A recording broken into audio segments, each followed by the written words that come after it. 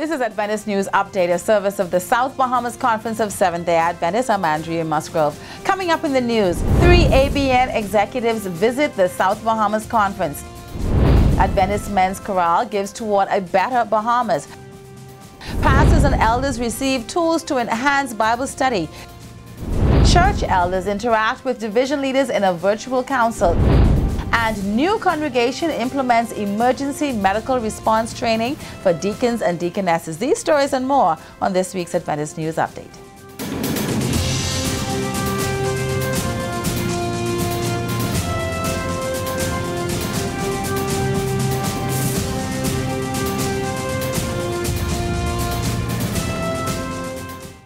Thank you for joining us for News Update. It was an exciting time for the administration and staff of the South Bahamas Conference as we welcomed executives of the Three Angels Broadcasting Network to our shores. Laverne Stirrup has more on this. 28 years ago, Danny Shelton, a carpenter from southern Illinois, was awakened from his sleep with troubling thoughts. He was strongly impressed to build a television station that would reach the world with the undiluted Three Angels messages of Revelation 14, one that would counteract the counterfeit, he says. And from then until this very day, thousands of persons all over the world have been blessed by the ministry of 3ABN, even persons here in the Bahamas. And on Monday of this week, the president of the South Bahamas Conference, Pastor Paul Scavala, sat down with 3ABN's founder, Danny Shelton, along with Pastor Jim Gilley, President and CEO, and Roy Hunt, Director of Planned Giving and Trust Services. The execs had big plans for the Bahamas. We have worked with, like in Australia, we have a studio. They're able to do programs that are especially pertinent to the Australian society. In Russia, we have a studio, and of course there we've got the language difference as well. We began to dream about working with your conference and having a studio here in the Bahamas. We just really believe that God starts with an idea, a dream, which he did with Danny, and then these things grow. To see more of this interview, stay tuned to the remainder of our broadcast. I'm Laverne Stirrup, reporting for Adventist Television. The Adventist men have not only been providing wonderful music throughout the Bahamas, but every year they have taken on a number of charitable projects. The group of males held a fundraiser during the past Christmas holiday season and on Monday presented 3 donations and scholarships. The Adventist Men Chorale, we had our annual Christmas concert. Part of the proceeds were in aid of Ms. Inga Trotman, who was wounded in an armed robbery attempt. An academic scholarship was presented to Kaishande Charlton, a student of Bahamas Academy, and a presentation was made to the Cancer Society of the Bahamas, represented by Judith Higgs. Your historic question of the day is, in what year in history were there 6 pastors ordained at the same time to the gospel ministry within the Bahamas Conference of Seventh-day Adventists? Was the year A, 1986, B, 1981, or C, 1983? A new Bible software has been introduced to the pastors and elders in the Atlantic Caribbean Union territory. The innovative software, Logos 5, is said to provide laypersons, novices in sermon preparation, and persons who are not adept in Greek and Hebrew with the applications to thoroughly understand the most difficult portions of the Bible. It also assists its users by providing all of the tools necessary for creating lesson study guides and enhancing personal devotions. The Ministerial Department of the Atlantic Caribbean Union Mission facilitated the annual Logos Bible Software Seminar. The Union's Ministerial Director, Pastor Leonard Johnson, noted that the aim of the seminar is to provide the opportunity for persons to sharpen their skills. Pastor Morris Proctor, the authorized trainer for the Logos Bible software, conducted the seminar, which was held at the union's headquarters. He and his wife, Cindy Proctor, have been planning and conducting Logos training camps for 15 years. Being an ordained minister, Pastor Proctor commented that he is passionate about equipping persons with the skills needed to study and understand the Bible, especially the original languages of Hebrew and Greek. Logos puts the language tools at the fingertips of the user.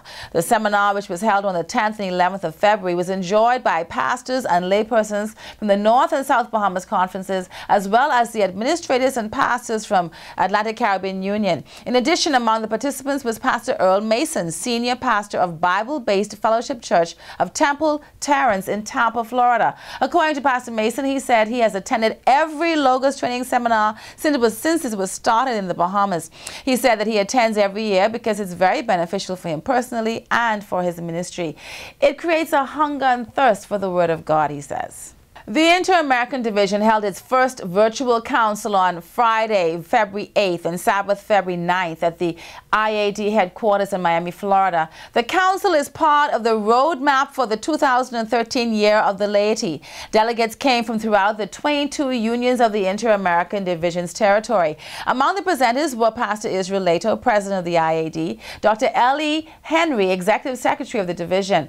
Churches from throughout the Inter-American Division were able to connect via the internet and send in questions that were answered by the IAD leadership. Among the presenters was Pastor Hector Sanchez, Ministerial Secretary of IAD, who shared future plans for the Inter-American Division, which included another virtual council and big city evangelism. Delegates from Atlantic Caribbean Union, including Pastor L.A. Johnson, in his capacity as Ministerial Director, Pastor Al Powell, Personal Ministries Director, Pastor Edwardson Fleur from the South Bahamas Conference, and Elder Courtney Perrin from the Cayman Islands Conference. The elders from the fields throughout the Atlantic Caribbean Union assembled at various sites to view and participate in the event. The official site for the South Bahamas Conference was right here at the headquarters on Tony Williams Darling Highway, where a number of persons were able to benefit from this interaction. The Church of the 21st Century will be required to equip its members for a variety of ministries, and the Agape Seventh-day Adventist Church has taken this mandate seriously. Laverne Stirrup has more on this story. For the past 3 weeks, more than 20 deacons and deaconesses went through a series of instruction designed to help them perform their different duties effectively. This past Sunday, Dr. Alpheus Alec, medical doctor from the Accident and Emergency Department of the Princess Margaret Hospital, presented on how to respond in the event of a medical emergency that transpires during a church service or event. Dr. Alec gave practical instruction in a number of techniques that would prove useful. First response to someone who has fainted, choked, or fallen. These may seem unlikely to happen in a church setting, but Dr. Alec said that these incidences are common. He said knowing what to do is essential and applauded the pastor for initiating the training. The deacons and deaconesses said that the sessions were enlightening and they are looking forward to a productive year. The Agape Seventh-day Adventist Church was organized in November of 2012. And the pastoral team includes Senior Pastor T. Basil Stirrup, assisted by Pastor Richard Henderson. I'm Laverne Stirrup reporting for Adventist Television. Coming up in the South Bahamas Conference, the annual Thanksgiving service for the law enforcement and civil service workers will be held at the Grantstown Seventh-day Adventist Church at 4 p.m. If you are in this area of the government or you know someone who is, then you want to invite them to come and you want to show your appreciation for these very important persons in our society, then please go out, register for your support. A number of dignitaries will be in attendance. Also this Sabbath morning, the Agape Seventh-day Adventist Church will welcome to our shores 24 members from the Ambassador Seventh-day Adventist Church located in Lauderdale Lakes, Florida. Pastor Enoch Paulson, who was here last year as a guest speaker for Camp Meeting 2012, will be leading the delegation. Pastor Paulson will preach for the divine service, and at 4 p.m. he will conduct a family life presentation entitled Dating, Mating, and Relating. Okay. You are invited to join in with these services and receive your blessing. Here's your chance to begin to live a healthy lifestyle. It's time once again for the 8 Weeks to Wellness program. Over the years, this program has been in existence. We have seen countless persons telling of how their lives have been impacted by this instruction. And we invite you now to experience this lifestyle change as well. Screening and registration begins on Sunday, February 17th and the 24th from 3 to 5, and Thursday the 21st from 5 to 7 at the Living Faith Seventh-day Adventist Church on Old Trail Road. The 8 Weeks to Wellness program starts on Monday, February 25th at the Old Bahamas Academy campus on the now Global Mission Center of Influence campus on Wolf Road. Pastor Dwight Nelson, Speaker of Perceptions and Senior Pastor of Pioneer Memorial Seventh-day Adventist Church on the Andrews University campus in Berrien Springs, Michigan, will visit the Bahamas from March 15th to the 17th. Pastor Paul Escavala, President of the South Bahamas Conference, indicated that Pastor Nelson will participate in a number of activities during his visit. Additionally, he will be preaching at the Hillview Church on Friday, March 15th, at the Centerville Church on Sabbath, March 16th. His visit will climax with a baptism on the evening of Sunday the 17th. This promises to be a very special time for the South Bahamas Conference.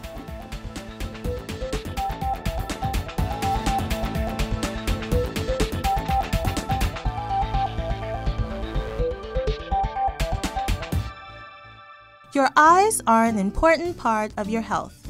Follow these simple steps for maintaining healthy eyes well into your golden years. Have a comprehensive dilated eye exam. You might think your vision is fine or that your eyes are healthy, but visiting your eye care professional is very important. Know your family's eye health history. Eat right to protect your sight. You've heard carrots are good for your eyes. Fruits and vegetables, particularly dark leafy greens such as spinach, kale, or collard greens, are important for keeping your eyes healthy too. Maintain a healthy weight. Being overweight or obese increases your risk of developing diabetes and other systemic conditions which can lead to vision loss. Wear protective eyewear when playing sports or doing activities around the home, and practice workplace eye safety. When protective eyewear is required on the job, wear them and encourage your coworkers to do the same. Quit smoking or never start. Smoking is as bad for your eyes as it is for the rest of the body. Be cool and wear your shades. Sunglasses are a great fashion accessory, but their most important job is to protect your eyes from the sun's ultraviolet rays. When purchasing sunglasses, look for ones that block out 99 to 100% of both UVA and UVB radiation. Give your eyes a rest to avoid fatigue. Try the 20-20-20 rule. Every 20 minutes, look away about 20 feet in front of you for 20 seconds. This can help reduce eye strain. And clean your hands and your contact lenses properly to avoid the risk of infection. This has been April McPhee with your health tip, courtesy of Adventist Television. And remember, God wants you to prosper and be in good health.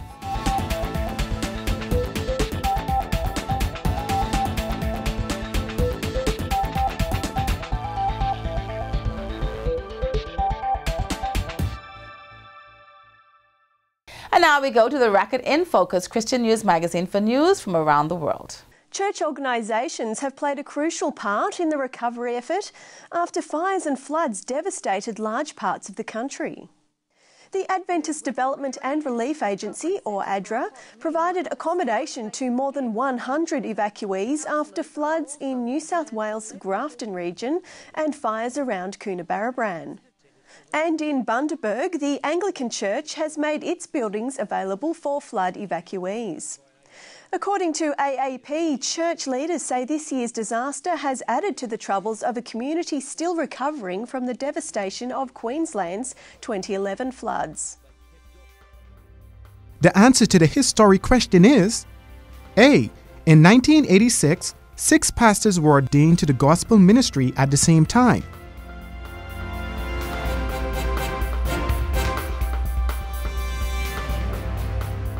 The children used to say, red and white, you're looking for fight. But this week, red and white was looking for love. I trust you felt loved and showed some love this week, not just because it was Valentine's Day, but every day. And you know, whether it's Valentine's Day or not, you can be assured that if we have God, we have love, because God is love. And I want to say a special happy birthday to my one son, Andre, who celebrated his 16th birthday on February 14th. Happy birthday, Andre. On behalf of the production team of News Update, we want to thank you for watching. Until next time, I'm Andrea Musgrove for Adventist Television.